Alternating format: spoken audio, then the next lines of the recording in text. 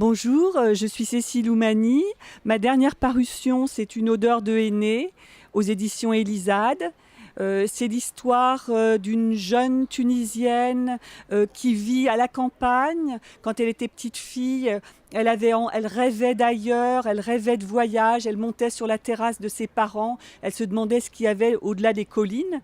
Son père, l'instituteur du village, l'a tout de suite encouragée à étudier, à réfléchir. Elle a réussi à devenir médecin. Elle a bientôt 30 ans, mais à ce moment-là, la tradition reprend un petit peu le dessus. Et finalement, elle va accepter des fiançailles pour un mariage arrangé qu'elle essaye de repousser le plus possible. Et puis elle va venir à Paris. À Paris, elle découvre un autre univers, une autre façon de vivre.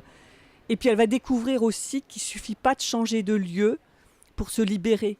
Parce que ce qu'on a au fond de soi, ce qu'on porte au fond de soi comme tradition, lié à l'éducation qu'on a reçue, ben ça vous empêche. Et elle va retourner en Tunisie et là, elle va arriver à reprendre possession de son destin. Mon coup de cœur, c'est Le cœur cousu de Carole Martinez, un livre absolument magnifique. La narratrice parle de sa mère, Frasquita Carrasco, dans un village au sud de l'Espagne, il y a fort longtemps.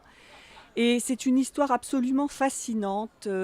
Elle arrive à introduire la poésie, la magie, dans un univers qui aurait pu être très triste.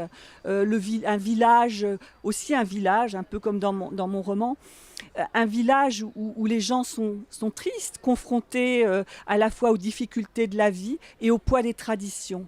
Et donc Frasquita va recevoir un coffret mystérieux dans lequel il y a des fils de couleurs absolument magnifiques et elle va s'adonner à l'art de la broderie. Elle trouble l'ordre établi du village en cousant, en brodant comme elle le fait.